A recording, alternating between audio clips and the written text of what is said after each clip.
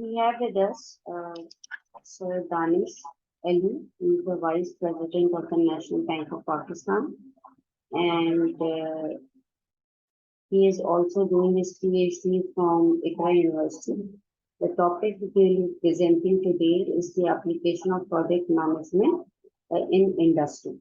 So, Sir Danish, please kindly, you can start with your presentation.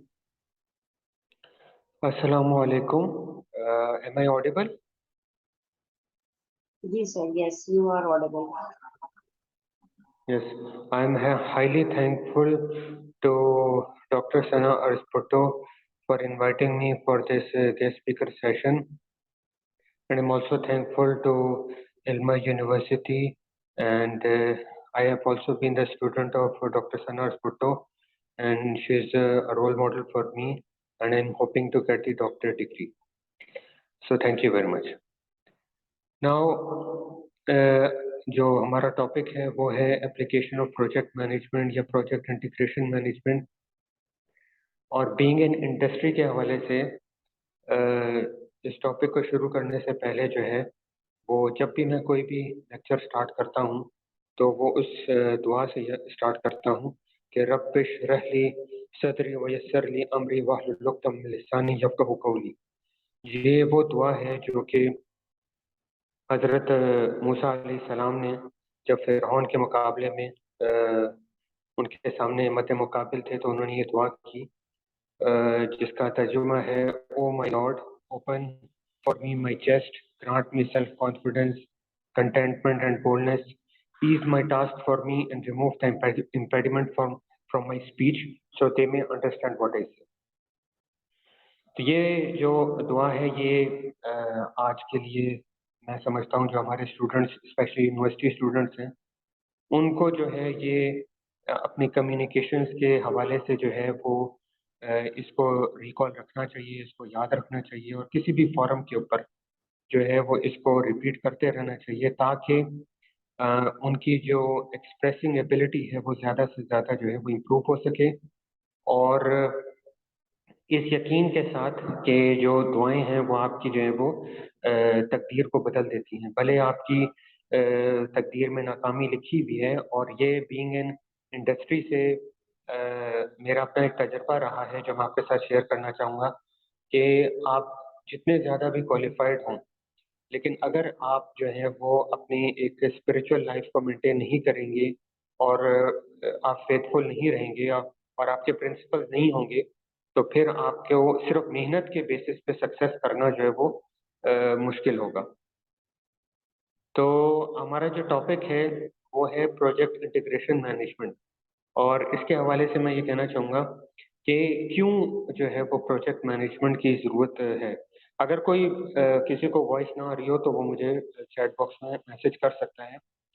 तो project management की क्या ज़रूरत महसूस होती है? अगर आप गूगल पर इसको सर्च करें तो 2022 के अंदर जो टॉप सर्टिफिकेशंस हैं उन सर्टिफिकेशंस के अंदर जो है वो project management professional from project management institute USA वो जो है वो नंबर 1 सर्टिफिकेशंस में आती है प्रोजेक्ट मैनेजमेंट के अंदर। और इससे हमें ये अंदाज़ा होता है कि इंडस्ट्रीज अक्रॉस द ग्लोब उन्होंने ये रिकग्नाइज किया है कि एक इंडस्ट्री के अंदर जो है जब कोई प्रोजेक्ट लगाया जाता है तो उस प्रोजेक्ट को के हवाले से ऑर्गेनाइजेशंस क्या एक्सपेक्ट करती हैं। डेफिनेटली वो ये एक्सपेक्ट करती हैं कि हम अपने बिजनेस के अंदर जो है वो कोई कंपेटिटिव एडवांटेज हासिल करेंगे, हम अपने बिजनेसेस के अंदर जो है वो उसको प्रॉफिटेबिलिटी को बढ़ाएंगे और हम अपने बिजनेसेस के अंदर जो हैं वो कोई इनोवेशन लेकर आएंगे। तो जब ये चीज़ एक ऑर्गेनाइजेशन डिज़ायर करती है तो उसके लिए ये ज़रूरी होता है कि वो जो है वो अपनी ऑर्गेनाइजेशन के अंदर जो ऑपरेशंस हैं उन ऑपरेशंस के अलावा जो है वो क्या कहते हैं कुछ नया काम करे, कुछ ऐसे प्रोजेक्ट्स पे काम करे कि जिसके ज़रिए से वो अपने उस स्ट्रेटेजिक प्लान को अचीव कर सके।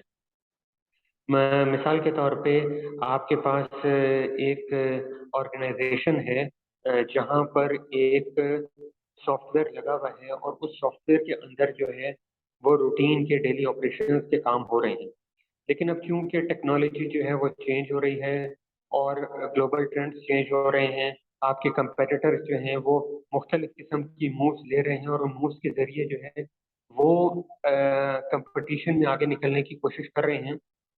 तो डेफिनेटली आपकी कंपनी को भी जो है वो एक प्रोजेक्ट की जरूरत पड़ेगी और उस प्रोजेक्ट के जरिए जो है वो आप अपनी कंपनी को कुछ एक्स्ट्रा माइल लेके जा सकते हैं, कुछ अपग्रेड्स लेकर आ सकते हैं, कुछ न्यू इनोवेशन, कुछ प्रोडक्ट सर्विसेज इंट्रोड्यूस करवा सकते हैं।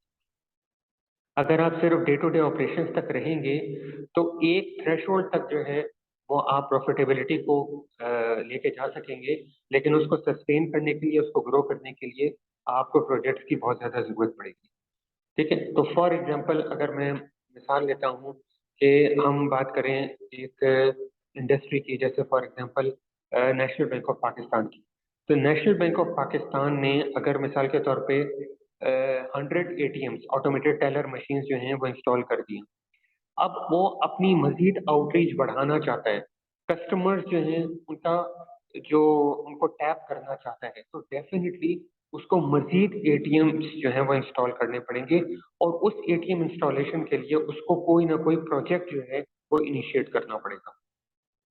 इसके अलावा रेगुलेशंस हो सकती हैं मुख्तलिफ जो कि रेगुलेटर्स की तरफ से आती हैं। उन रेगुलेशंस के हवाले से भी जो है वो हमें जब उनको अप्लाई करना है, तो हमें उन प्रोजेक्ट्स के हवाले उनकी मैनेजमेंट भी करनी पड़ेगी। तो अगर हम इस चीज़ को समझें तो प्रोजेक्ट बेसिकली होता क्या है? प्रोजेक्ट और ऑपरेशंस के अंदर फ़र्क क्या होता है कि प्रोजेक्ट जो है वो आपका क्या कहते हैं मतलब उसके अंदर जो है वो एक स्टार्ट डेट होगी और एक उसके अंदर एक एंड डेट होगी। वो एक टेम्परेरी एंडेवर होगा। तो टेम्परेरी का मतलब नॉट नेसेसरी कि वो शॉर्ट टर्म ही हो, बल्कि वो जो है वो लॉन्ग टर्म भी हो सकता है। 10 साल, 15 साल के भी प्रोजेक्ट्स हो सकते हैं। तो प्रोजेक्ट के अंदर जो है वो एक स्टार्ट डेट हो, एक एंड डेट हो और उसके अंदर जो है वो कोई यूनिक गोल हो, कोई इनोवेशन हो जिसको कि ऑर्गेनाइजेशन अचीव करना चाहती है। जैसे आप अपनी लाइफ के बारे में ही अगर देखें तो आपका लाइफ जो है वो एक प्रोजेक्ट है। उस प्रोजेक्ट के हवाले से आपको एक स्टार्ट डेट दी गई है और एक कोई ना कोई एक एंड डेट है और उस एंड डेट के ऊपर जो है वो आपका वो प्रोजेक्ट कंप्लीट हो जाएगा और उसके बाद जो है आपके फिर जो भी सज़ा-जज़ा का मामला आपके साथ होगा। तो आपका लाइफ इटसेल्फ एक प्रोजेक्ट है और उस लाइफ को किस तरह आपने हैंडल करना है, उसके लिए आपने अपने आप को कैसे ऑर्गेनाइज़ करना है, कैसे work with and through people आपने करना है, किस तरह अपने गोल्स को अचीव करना है, तो वो मैनेजमेंट का पार्ट आ जाता है। और इसके अंदर जो इंटीग्रेशन है, इंटीग्रेशन बेसिकली क्या है कि आपने अपने तमाम जो भी रिसोर्सेज़ हैं, उनको किस तरह कंबाइन करना है कि वो उस प्रोजेक्ट की मैक्सिमम यूटिलाइज़ेशन कर सकें। तो असल में ये जो गाइडलाइन है ये प्रोजेक्ट मैनेजमेंट इंस्टीट्यूट यूएसए की तरफ से है जो कि इंटरनेशनल बेस्ट प्रैक्टिसेस जो है वो प्रोमलगेट करता है सारी दुनिया के अंदर और वहाँ पर इंडस्ट्री के और दुनिया के एक्सपर्ट्स होते हैं। किसी भी फील्ड के अंदर अगर आप ले लें, अगर आप ऑडिट की फील्ड में ले लें तो ऑडिट के अंदर जो institute of internal auditors USA है। आप मनी लॉन्ड्रिंग के अंदर ले लें तो मनी लॉन्ड्रिंग के हवाले से यूएसए के एक्सपर्ट्स हैं। आप जो हमारे ये इस्लामिक बैंकिंग की जो शरिया गाइडलाइंस हैं, इसमें हमारे जो एक्सपर्ट्स हैं वो बहरीन के अंदर होते हैं, जिसमें मौलाना मुफ्ती तकी उस्मानी साहब और दूसरे शरिया स्कॉलर्स हैं। आप अगर ये अपना इंजीनियरिंग की तरफ जाएँगे, लीन सिक्स सिग्मा और क्वालिटी सर्विंग वगैरह, तो वहाँ पर आपको यूके और अमेरिका की कुछ काउंसिल्स मिलेंगी। तो वो जो एक्सपर्ट्स होते हैं, वो काम कर रहे होते हैं किसी नॉलेज के हवाले से रिसर्च और उसकी जो है वो प्रोमलगेशन सारी दुनिया के अंदर और फिर सारी दुनिया जो है वो उनके प्रैक्टिसेस को फॉलो करती है और उस गाइडलाइन को जो है वो एक ख़ास तरीके से यूनिफ़ॉर्म वे में, स्टैंडर्ड वे में सारी दुनिया के सामने प्रेज़ेंट किया जाता है। तो इसके अंदर भी जो है वो क्या कहते हैं, एक खास तरीके से जो है वो नॉलेज को प्रेजेंट किया गया है, जिसको कहा गया है project management book of knowledge, PM box standards के नाम से कहा गया है। और अगर आप इसकी डायग्राम देखें, जो आपको नीचे स्क्रीन के अंदर डायग्राम नजर आ रही होगी, मिसाल के तौर पे scope management, time management, cost management, quality, HR management, तो ये जो डायग्राम है ये बेसिकली उसी नॉलेज को एक फ्रूटफुल वे में प्रेजेंट किया गया है, यानी कि उन तमाम एरियाज को एज अ नॉलेज एरियाज आपके सामने प्रेजेंट किए कि जब आप प्रोजेक्ट को इंटीग्रेशन मैनेजमेंट की बात करते हो तो आपने स्कोप को भी मैनेज करना है, टाइम को भी मैनेज करना है, कॉस्ट को भी मैनेज करना है, क्वालिटी को भी मैनेज करना है, ह्यूमन रिसोर्स को भी, जिसको उन्होंने नॉलेज एरियाज का जो है वो नाम दिया है। और इन नॉलेज एरियाज को फर्दर जो है वो ब्रेक किया गया है प्रोसेसेस के अंदर। और उन प्रोसेसेस को जो है, जैसे मिसाल के तौर पे अगर मैं कहता हूँ स्कोप मैनेजमेंट, तो स्कोप मैनेजमेंट आपका एक नॉलेज एरिया है, और उस नॉलेज एरिया को मुख्तलिफ प्रोसेस ग्रुप्स में डिवाइड किया गया। जाहिर बात है, आपकी अपनी जिंदगी है, आपने उसको इनिशिएट करना है, आपने उसको प्लान करना है, एग्जीक्यूट करना है, मॉनिटर करना है और कंट्रोल करना है। तो किसी भी प्रोजेक्ट के अंदर ये 5 स्टेप्स जो है वो लिए जाएंगे, और इन 5 स्टेप्स को उसने प्रोसेस ग्रुप्स का नाम दिया है। तो आपकी तरफ, एक तरफ आपके पास नॉलेज एरियाज हो गए, स्कोप मैनेजमेंट, एक तरफ आपके पास प्रोसेस ग्रुप्स हो गए, initiating, planning, executing, monitoring, controlling and closing, और एक तरफ आपके पास प्रोसेसेस हो गए। ठीक है ना। प्रोसेसेस की मिसाल क्या है कि मिसाल के तौर पे स्कोप मैनेजमेंट है, तो अब आपका क्या स्कोप होना चाहिए किसी प्रोजेक्ट के लिए, आप प्लान करेंगे अपने स्कोप मैनेजमेंट को। तो ये वो प्रोसेसेस हैं कि जिन प्रोसेसेस के जरिए आप स्कोप मैनेजमेंट को अचीव करेंगे, टाइम मैनेजमेंट को अचीव करेंगे। और फिर फर्दर अगर आप इसकी जो स्टैंडर्ड्स हैं उस स्टैंडर्ड्स को पढ़ें, तो इन प्रोसेसेस को फर्दर जो है वो इनपुट्स, टूल्स एंड आउटपुट्स के तौर पे जो है वो डिवाइड किया गया है, ताकि मजीद उस नॉलेज को जो है वो स्ट्रीमलाइन किया जा सके। जिसकी मैं सिंपल मिसाल देता हूँ कि अगर आपने चाय बनानी है और चाय बनाना आपका एक प्रोजेक्ट है, तो उस प्रोजेक्ट के हवाले से आपके इनपुट्स क्या होंगे, क्या आपके उसके आपने उसके अंदर जो है वो आपके पास चीनी होनी चाहिए, पत्ती होनी चाहिए, पानी होना चाहिए, स्टोव होना चाहिए, माचिस होनी चाहिए। और फिर आपके पास टूल्स हैं कि आपने कितनी मिकदार के अंदर आपने जजमेंट लेनी है कि कितनी मिकदार में आपने पानी डालना है, कितनी मिकदार में पत्ती डालनी है, कितनी मिकदार में आपने दूध डालना है, किस टाइम पर दूध डालना है, कितना दूध डालना है। और फिर उसके बाद जब ये सारा प्रोसेस जो है वो जो है मिलकर जो है वो आपको एक प्रॉपर जो है वो आउटपुट देता है, और वो आपकी चाय या कॉफी आपके सामने आ जाती है। तो बेसिकली ये पूरा जो है वो प्रोजेक्ट इंटीग्रेशन मैनेजमेंट की एक समरी है। और अगर किसी का कोई क्वेश्चन हो तो मुझसे पूछ सकता है, वरना फिर हम आगे चलते हैं। जी सर, बहुत आप अच्छा एक्सप्लेन कर रहे हैं, प्लीज काइंडली कंटिन्यू।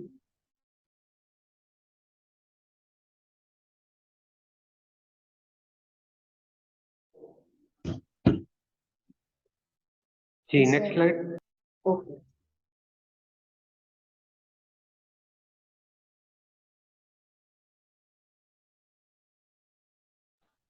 जी, इससे पहले कि हम जरा टॉपिक की तरफ आएंगे, बेसिकली जो है मैंने अपनी प्रोफाइल को आपके साथ शेयर करना बेहतर समझा, क्योंकि जब भी मेरे पास, मैं कभी किसी इंडस्ट्री ट्रेनिंग में जाता हूँ, तो मैं खुद बड़ा इंटरेस्टेड होता हूँ कि जो ट्रेनर है उसने अपने कैरियर को किस तरह जो है वो इन्हांस किया।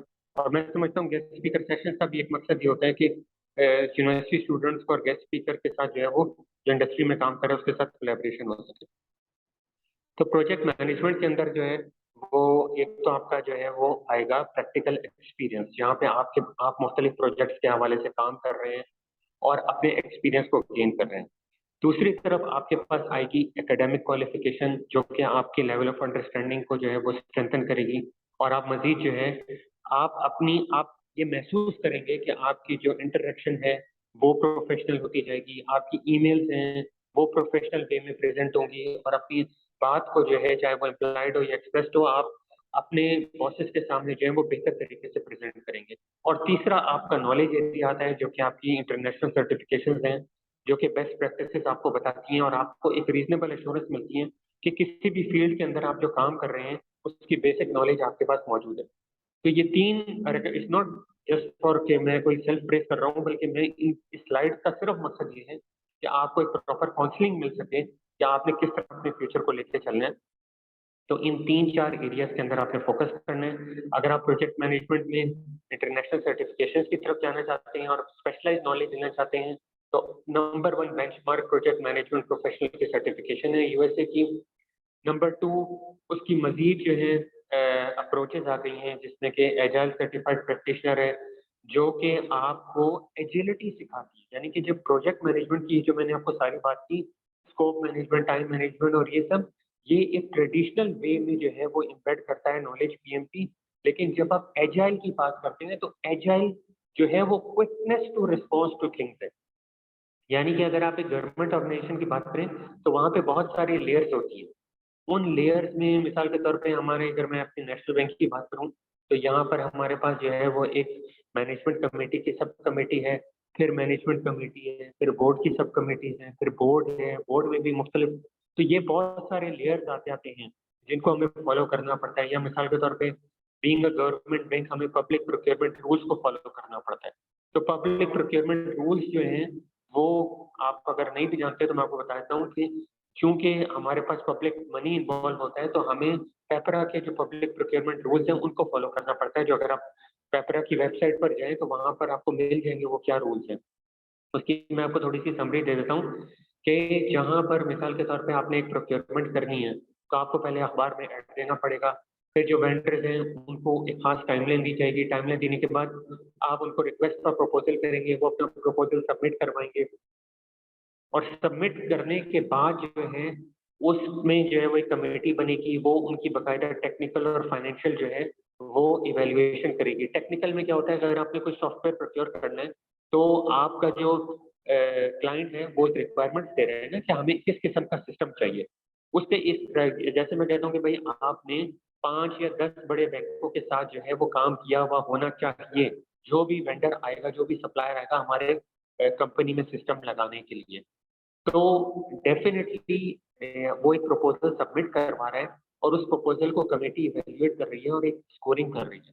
तो जो स्कोरिंग में मिसाल के तौर पे स्कोर रखा गया 70 नंबर, तो अगर 70 नंबर पे 3 वेंडर्स क्वालीफाई कर गए तो फिर फाइनेंशियल प्रपोज़ल जब ओपन होगा, तो उसके अंदर जो है वो क्या कहते हैं, सिर्फ़ वो लोग जीत सकेंगे जो कि 70 से अबव नंबर ले गए और जो कि फाइनेंशियल प्रपोज़ल के अंदर जो है वो सबसे कम कीमत दे रहे होंगे, उस कम कीमत के अगेंस्ट वो ज़्यादा वैल्यू दे रहे होंगे। तो बहरहाल वो पेपरा जो है, वो एक अलग टॉपिक चला जाएगा। तो लेकिन कहने का मकसद ये था कि आप जो है वो अपनी एक प्रोफ़ेशनल क्वालिफ़िकेशंस को भी एनहांस करें और आप अपनी एकेडमिक क्वालिफ़िकेशंस को भी एनहांस करें और साथ ही साथ आप अपने एक्सपीरियंस को भी जो है वो एनहांस करते रहें, तब इंशाअल्लाह ताला जो है वो आप आगे ग्रो कर सकते हैं। और अगर किसी को जो है इसके हवाले से कोई गाइडेंस चाहिए हो मज़ीद, तो मैं अपना नंबर चैट बॉक्स में शेयर कर दूँगा, वो मुझसे कॉन्टैक्ट कर सकता है एनी टाइम। तो हम नेक्स्ट स्लाइड पे अगर चलें।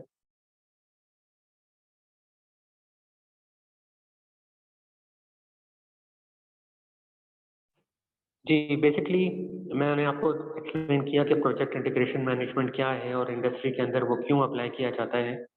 अब आपने इसको इनिशिएट कैसे करना है? जैसे कि मैंने कहा कि ये मुख्तलिफ नॉलेज एरियाज़ के अंदर जो है वो ब्रेक हुआ हुआ है और उन नॉलेज एरियाज़ के जो है वो मुख्तलिफ प्रोसेसेस हैं और उन प्रोसेसेस के जो है वो अपने-अपने इनपुट रूल्स एंड आउटपुट्स हैं।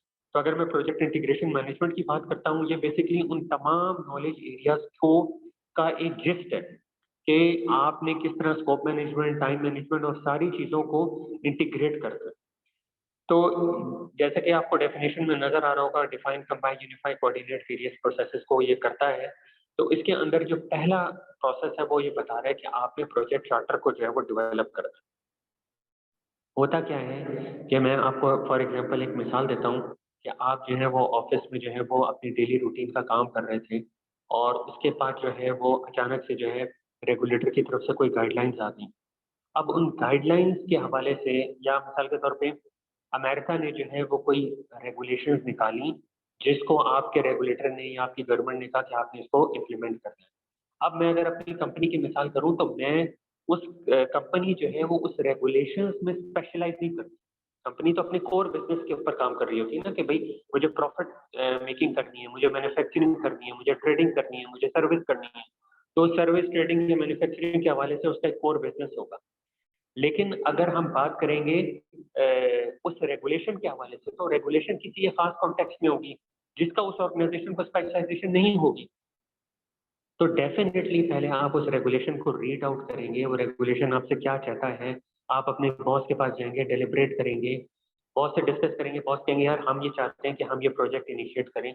तो प्रोजेक्ट इनिशिएट करने के लिए एक सर्टेन लेवल ऑफ अथॉरिटी चाहिए होगी, एक सर्टेन लेवल ऑफ स्पॉन्सर चाहिए होगा, certain level of funds and budget चाहिए होगा, ताकि आप इस प्रोजेक्ट को अपनी कंपनी के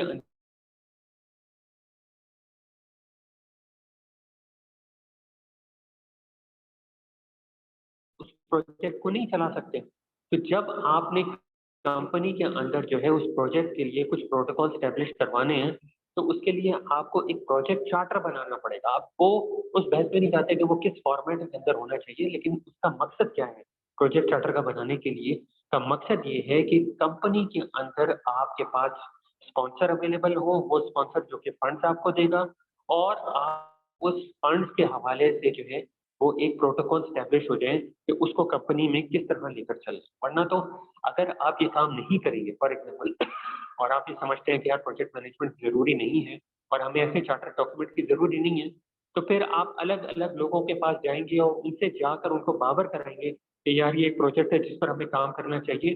तो वो लोग जो है कलेक्टिवली आपकी बात को सुनेंगे नहीं और आपकी प्रोजेक्ट के अंदर कंट्रीब्यूट नहीं कर पाएँगे। और जब तक आप तमाम स्टेक होल्डर्स को, एंड यूज़र्स को और आपके जो मुख्तलिफ जो हैं, चाहे वो बिज़नेस एनालिस्ट हों, प्रोग्रामर्स हों, डेवलपर्स हों और दूसरे कोऑर्डिनेटर्स हों, उनको साथ लेकर नहीं चलेंगे, तो फिर आपका प्रोजेक्ट जो है वो बिल्कुल जो है वो फ़ेल हो जाएगा और आप उसको लेकर नहीं चलेंगे, क्योंकि किसी भी ऑर्गेनाइज़ेशन में सबसे इम्पोर्टेंट रिसोर्स जो है वो ह्यूमन रिसोर्स है। उसके बाद है डेवलप प्रोजेक्ट मैनेजमेंट प्लान। अब जब आपने एक मैक्रो लेवल की रिक्वायरमेंट्स बनाई कि भाई मिसाल के तौर पे मैं $8 मिलियन का ये प्रोजेक्ट है, जिसके अंदर मैं कंपनी के पूरे कोर जो सॉफ्टवेयर लगा हुआ है, उसको अपग्रेड करवाने की कोशिश करूँगा। तो उसके लिए आप स्पॉन्सर के पास गए, स्पॉन्सर ने उसका अप्रूवल दिया, वो फंड्स जो है वो एलोकेट हो गए और उसके बाद अब आपने उसका प्लान बनाना शुरू किया कि किस तरह आपने जो है उस प्रोजेक्ट को लेकर चलना है। तो फॉर एग्ज़ाम्पल आपने उस प्रोजेक्ट के हवाले से जो है वो स्टेक होल्डर्स को आइडेंटिफाई किया कि कौन-कौन से स्टेक होल्डर्स हैं जो कि इस प्रोजेक्ट के हवाले से इम्पैक्ट होंगे। चाहे वो आपके एंड यूज़र्स हो सकते हैं, चाहे वो आपके मुख्तलिफ डिपार्टमेंट्स हो सकते हैं। क्योंकि देखें आईटी का एक अपना रोल है, आपके कंप्लायंस का एक अलग रोल है, आपके स्पॉन्सर का एक अलग रोल है, आपकी प्रोजेक्ट टीम का एक अलग रोल है। स्पॉन्सर जो है वो किस किस्म का स्टेक होल्डर है? क्या उसको जो है हर वक़्त इन्फॉर्म करना ज़रूरी है? क्या उसको माइक्रो मैनेज करना है? क्या उसको मैक्रो मैनेज करना है? या जो आपके आईटी के लोग हैं, उनको आपने किस तरह हैंडल करना है? क्या उनको जो है वो हर इन्फॉर्मेशन देना ज़रूरी है? इन्फॉर्मेशन का क्या मोड होगा? क्या चैनल इस्तेमाल किया जाएगा? क्या सबसे इफ़ेक्टिव चैनल हो सकता है? मीटिंग्स जो है वो कब की जाएँगी? कि क्या वो पीरियोडिक मीटिंग्स होंगी, वीकली मीटिंग्स होंगी? जो आपका एंड यूज़र है, जो आपको तमाम बिज़नेस रिक्वायरमेंट्स दे रहा है कि सिस्टम के हवाले से यूज़र इंटरफ़ेस किस तरह का होना चाहिए? तो क्या उसको आप पूरा उससे एक रिक्वेस्ट डॉक्यूमेंट लेकर और आखिर में उसको टेस्टिंग में बुलाएँगे या हर जो है वो माइलस्टोन पर उससे फीडबैक लेते रहेंगे? तो ये कंपनी टू कंपनी जो है, कंपनी के कल्चर के हिसाब से कंपनी के मुख्तलिफ एंटरप्राइज़ फैक्टर्स होते हैं, जिसके तहत जो है, वो कंपनीज़ जो हैं वो डिसीज़न लेती हैं। हो सकता है मेरी कंपनी के अंदर कोई डिफरेंट कल्चर हो, आपकी कंपनी जो है वो बहुत ज़्यादा एजाइल हो, क्विक हो और वो जो है तमाम पार्टीज़ को शुरू से ही ऑन बोर्ड लेकर चलती हो। लेकिन हमारे ऑर्गेनाइज़ेशन में हो सकता है ऐसा पॉसिबल ना हो कि हम कस्टमर को हमेशा जो है वो ऑन बोर्ड रख सकें। बे हो सकता है मेरे पास आईटी के ऐसे डैशबोर्ड्स अवेलेबल नहीं है कि मैं जो हूँ वो उस किस्म के जो है वो यूज़र इंटरफ़ेस के एंड यूज़र के जो इंटरफ़ेसेस है उसका वॉक थ्रू करा सकूँ। तो बेसिकली आपका प्रोजेक्ट मैनेजमेंट प्लान कि आपने किस तरह अपने प्रोजेक्ट को लेके चलना है। आपके प्रोजेक्ट का स्कोप क्या होगा? क्या आपने स्कोप रखना है?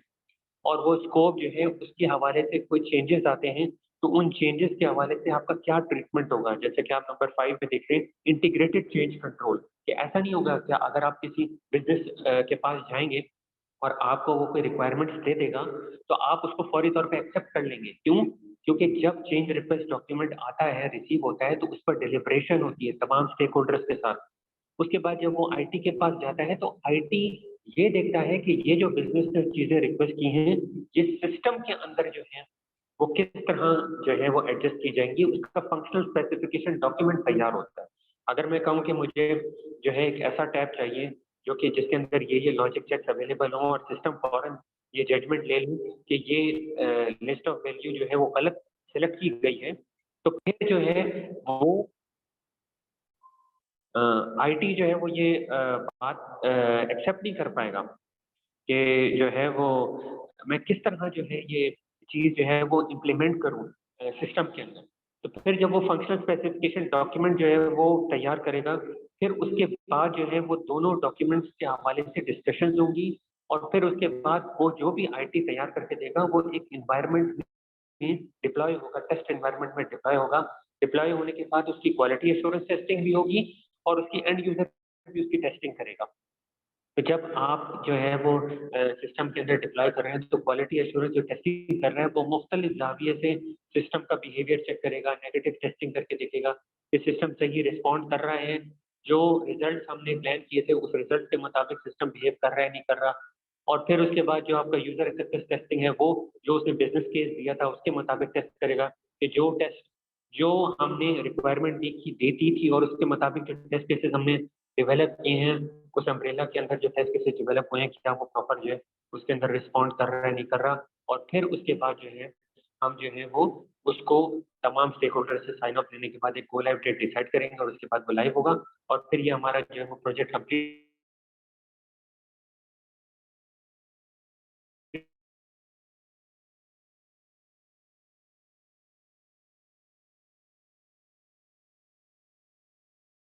सर आपकी आवाज नहीं आ रही है।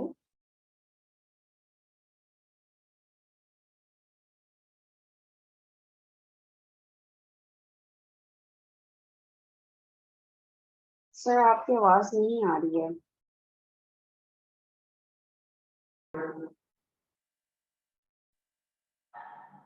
जी सर आवाज आ आपकी रही है। आवाज बिल्कुल बिल्कुल डेफिनेटली बीच में रिकनेक्ट हो गया था। मैं दोबारा स्लाइड शेयर कर देती हूँ। गिव मी 1 जी मिनट, मैं दोबारा स्लाइड शेयर कर देती हूँ। जी सर आई आपको स्लाइड्स नजर आ रही हैं? जी जी प्लीज काइंडली कंटिन्यू। जी तो बेसिकली थोड़ा सा क्योंकि ये एक जूम का बैरियर होता है लेकिन इसके अंदर जो पॉइंट था वो बेसिकली एक वॉक थ्रू था कि हमारा जो प्रोजेक्ट है उसके हवाले से हमने एक प्रोजेक्ट चार्टर जो है वो साइन ऑफ करवाना है ताकि एक ऑर्गेनाइजेशन के अंदर जो है वो हमारे एक प्रोटोकॉल स्टैब्लिश हो सके, एक जो है वो स्पॉन्सर के फंड्स हमारे पास स्टैब्लिश हो सके और एक अप्रूवल सिस्टम हमारे पास तैयार हो जाए। फिर इसके अलावा प्लान की बात हुई थी कि प्लान जो है वो तमाम जो है वो चाहे वो स्कोप के हवाले से हो वो एग्री होना ज़रूरी है और इसके अलावा कम्युनिकेशंस का मोड कि किस चैनल के थ्रू कम्युनिकेट किया जाएगा, कौन हमारे स्टेक होल्डर्स हैं, स्टेक होल्डर मैनेजमेंट उनको इन्फॉर्म करना है या उनको सिर्फ जो है वो अवेयरनेस तक रखना है। तो ये सारी चीज़ें इसमें डिस्कस हुई थी। फिर मॉनिटरिंग एंड कंट्रोल में हमने जो अपने प्रोजेक्ट को किस लेवल पे कंट्रोल रखना है और उसमें फिर डिफरेंट किस्म के ऑर्गेनाइजेशंस में डिफरेंट कल्चर होते हैं और डिफरेंट एंटरप्राइज फैक्टर्स होते हैं जिसके थ्रू जो है वो ऑर्गेनाइजेशंस की प्रैक्टिसेस वेरी करती हैं। बट दिस इज वो जो है ये वो स्टेप्स बता रहे हैं कि आपने इसको किस तरह मैनेज करना है और उसको मैं कोशिश कर रहा हूँ प्रैक्टिकल एग्जांपल्स के थ्रू आपको बताकर कि इन जो स्टेप्स हैं उनको प्रैक्टिकल वे में आप जो है वो किस तरह रिकॉल कर सकते हैं। तो इसी तरह क्लोज प्रोजेक्ट की बात हो रही थी कि जब आप प्रोजेक्ट को क्लोज करते हैं तो क्लोज करने के अंदर बहुत ज़रूरी है कि आप अपनी टीम को रिकॉग्नाइज करें, अपनी उस प्रोजेक्ट के हवाले से एक सेलिब्रेशन रखें। मे बी आपकी कंपनी में कोई न्यूज़ लाइन हो या कोई मैगज़ीन हो सकता है जहाँ पर आप एक स्नैप्स लगा दें, कोई केक कटिंग सेरेमनी कर लें, कोई छोटा-मोटा उनको अवार्ड दे दें या मिसाल के तौर पे आप उन उस प्रोजेक्ट के हवाले से जो लेसन्स आपने लर्न किए उसको डॉक्यूमेंट कर लें ताकि आगे आने वाले प्रोजेक्ट्स के लिए सक्सेशन प्लानिंग हो सके। अगर आप ये चीज़ नहीं करेंगे, तो आपकी टीम जो है वो डीमोटिवेटेड होगी और फिर वो अगले प्रोजेक्ट्स के हवाले से आपको उस तरह से एफिशिएंसी और इफेक्टिवनेस नहीं दिखा पाएगी। तो बेसिकली ये पूरा एक वॉक थ्रू था प्रोजेक्ट मैनेजमेंट के हवाले से और बेसिकली ये चूँकि एक ब्रीफ सेशन है और इसकी काफ़ी स्पेशलाइज़्ड नॉलेज है और स्पेशलाइज़्ड जो है वो आगे इसके अंदर कोर्सेज ऑफर होते हैं। तो अगर आपका कोई अभी तक क्वेश्चन है तो आप मुझसे पूछ सकते हैं। जी audience, if you have any question you can ask.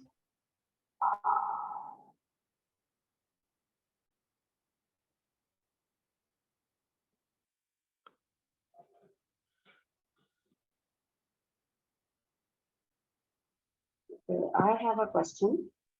So can you please tell me कि ये जो प्रोजेक्ट मैनेजमेंट है और जैसा आपने बहुत बेहतरीन तरीके से बताया, तो इसकी एप्लीकेशन जो है वो अभी करंटली मतलब रिक्वायर्ड इंडस्ट्री कौन सी होनी चाहिए जिससे उसमें इम्प्रूवमेंट आ जाए?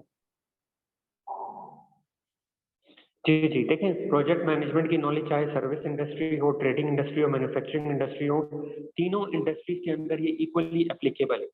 और इसमें हवाले से जो स्टूडेंट्स इसको परस्यू करना चाहते हैं उनके लिए एक एडेड एडवांटेज है कि वो तीनों इंडस्ट्रीज के अंदर इक्वली इसको बेनिफिशियल पाएंगे, चाहे वो इंजीनियर हैं, चाहे वो डॉक्टर्स हैं, चाहे वो किसी भी प्रोफेशन से ताल्लुक रखते हैं। हर फील्ड के अंदर प्रोजेक्ट मैनेजमेंट की नॉलेज को रिकग्नाइज किया गया है, सब्जेक्ट टू कि आपकी जॉब क्या है।